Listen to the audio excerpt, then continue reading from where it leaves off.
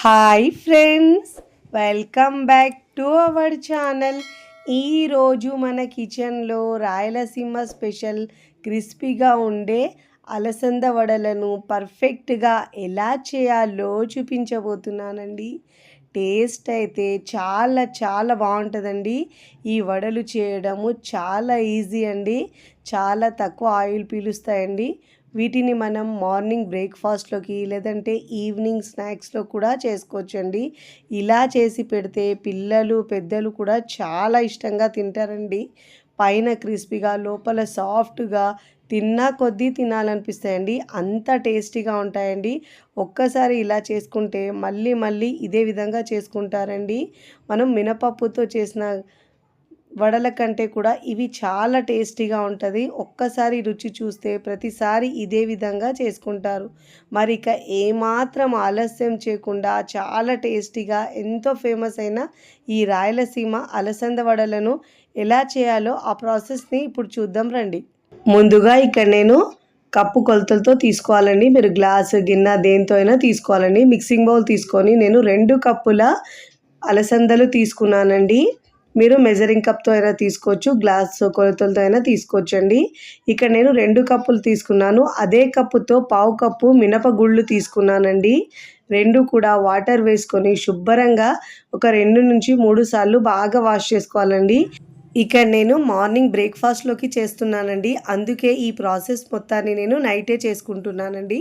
అదే మీరు నైట్కి తినాలంటే మార్నింగ్ చేసుకోవచ్చండి. ఇప్పుడు వాటర్ వేసుకొని శుభ్రంగా వాష్ చేసుకున్న తర్వాత మళ్ళీ దాంట్లో తిరిగి వాటర్ పోసుకొని నైట్ మొత్తం నానబెట్టుకోవాలండి. నేను ఇక్కడ ఓవర్ నైట్ తర్వాత చూపిస్తున్నాను చూడండి. మార్నింగ్ చూడండి అలసందలు బాగా నానాయండి. ఇప్పుడు ఈ వాటర్ మొత్తం తీసేసి మనము ఇలా జాలి గరిటెలో వేసుకొని మొత్తాన్ని వడ ఆరనివ్వాలండి. తడి అనేది అస్సలు ఉండొద్దు. అప్పుడే మనకు వడలు చక్కగా వస్తాయండి. ఇలా స్టెయినర్లో వస్తే మన ఎక్స్ట్రా వాటర్ మొత్తం కిందికి వచ్చేస్తుంది. ఇప్పుడు అలసందల్ని పక్కకు పెట్టేసి మిక్సీ జార్ తీసుకొని ఇప్పుడు దీంట్లో మనం మసాలా రెడీ చేసుకుందామండి. ఇప్పుడు దీంట్లో ధనియాలు 1.5 టేబుల్ స్పూన్ దాకా తీసుకోవాలండి. జీలకర్ర 1 టేబుల్ స్పూన్ దాకా వేసుకోవాలి.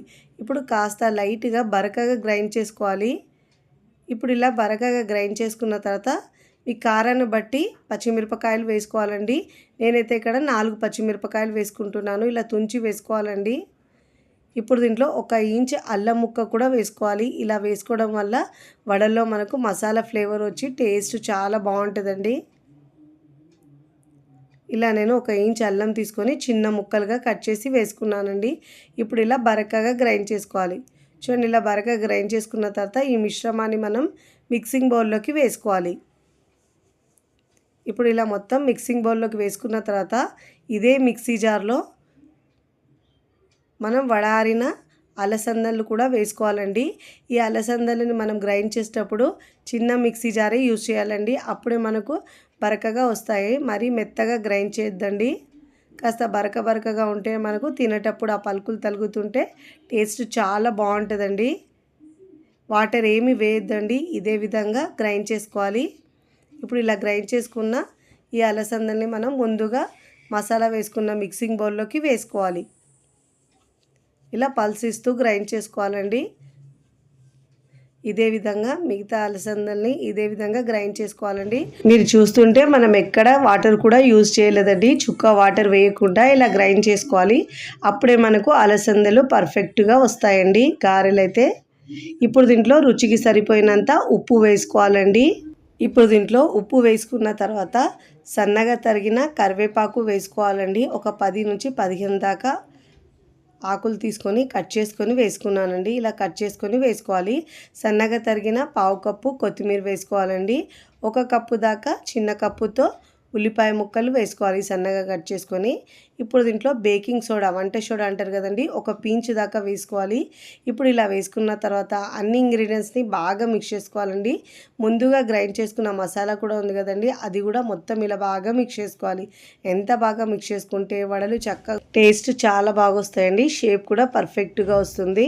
ఇప్పుడు ఇలా బాగా మిక్స్ చేసుకోవాలి. ఫస్ట్ టైం నా ఛానల్ చూస్తున్న వాళ్ళు ప్లీజ్ నా ఛానల్ని సబ్స్క్రైబ్ చేసుకోండి, లైక్ చేయండి, పక్కనున్న బెల్ ఐకాన్ని ప్రెస్ చేయండి. ఇలా ప్రెస్ చేయడం వల్ల నేను పెట్టే వీడియో నోటిఫికేషన్ ముందుగా మీ హోమ్ పేజ్కి వస్తాయండి. ఇలా బాగా మిక్స్ చేసుకున్న తర్వాత చిన్న ఇలా పిండి ముద్దలా తీసుకొని ఇలా అరిచేతి మీద మనము ఇలా వడల్లా ఒత్తుకోవాలండి. లేదంటే మీకు ఆకు మీద అయినా అరిటాకు మీద అయినా ఒత్తుకోవచ్చండి. ఇక్కడ నేను డీప్ ఫ్రైకి సరిపోయినంత ఆయిల్ తీసుకొని ఆయిల్ బాగా వేడి చేసుకున్న తర్వాత ఇలా ఆయిల్లో 1 బై 1 మీకు ప్యాన్లో ఎన్ని పడితే అన్ని వేసుకొని ఫ్రై చేసుకోవాలండి. మంటను మీడియం ఫ్లేమ్లో ఉంచి మాత్రమే ఫ్రై చేసుకోవాలి. లేదంటే హై ఫ్లేమ్లో ఉంచితే పైన కలర్ వచ్చేస్తుంది, లోపల పచ్చిగా అలానే ఉంటుందండి. ఇలా మంచిగా గోల్డెన్ కలర్ వచ్చే వరకు ఫ్రై చేసుకోవాలి. ఒకవైపు ఫ్రై అయిన తర్వాత మరో వైపుకి టర్న్ చేసుకోవాలి. రెండు వైపులా చక్కగా గోల్డెన్ కలర్ వచ్చే వరకు ఫ్రై చేసుకొని ఇలా జాలి గరిటెలో తీసుకోవాలి. ఇలా జాలి గరిటెలో తీసుకోవడం వల్ల ఎక్స్ట్రా ఆయిల్ మొత్తం కిందికి వచ్చేస్తుంది. ఇలాంటి టెక్స్చర్ వచ్చే వరకు ఫ్రై చేసుకోవాలండి. ఇదే విధంగా మిగతా వాటిని కూడా ఫ్రై చేసుకోవాలి. 1 బై 1 ఇలా ఫ్రై చేసుకొని ప్లేట్లోకి తీసుకోవాలండి. ఫ్లేమ్ని మాత్రం మీడియంలోనే ఉంచాలండి. అప్పుడే మనకు ఆయిల్ కూడా చాలా తక్కువ పీలుస్తాయండి. ఈ గారెలకు మనకు ఎక్కువ ఆయిల్ కూడా పీల్చవండి, చాలా తక్కువ ఆయిల్లోనే ఫ్రై అవుతాయి. ఇక్కడ నేను అన్నీ ఫ్రై చేసుకున్న తర్వాత సర్వింగ్ ప్లేట్లోకి సర్వ్ చేస్తున్నానండి. చూస్తుంటేనే ఎప్పుడెప్పుడు తినాలనిపిస్తాయండి, అంత టేస్టీగా ఉంటాయండి. ఎప్పుడు చేసుకునే వడల కంటే కూడా ఇవి చాలా టేస్టీగా ఉంటాయండి. పైన క్రిస్పీగా, లోపల సాఫ్ట్గా, మధ్యలో పలుకులు తలుగుతుంటే రుచి ఆహా అనాల్సిందండి, అంత బాగుంటుంది. నేనైతే ఇక్కడ ఎర్ర కారంతో సర్వ్ చేస్తున్నానండి. పిల్లల కోసం పల్లి చట్నీ కూడా చేశాను. రెండు కాంబినేషన్ కూడా భలే రుచిగా ఉంటుందండి. మీరు కూడా తప్పకుండా చాలా టేస్టీగా ఉండే ఈ రాయలసీమ అలసంద వడలను ఒకసారి ట్రై చేయండి. ట్రై చేసి ఎలా కుదిరిందో కామెంట్ ద్వారా తెలియచేయండి. ఇక్కడ మీకు తుంచి కూడా చూపిస్తాను. పైన క్రిస్పీగా, లోపల సాఫ్ట్గా భలే రుచిగా ఉంటాయండి.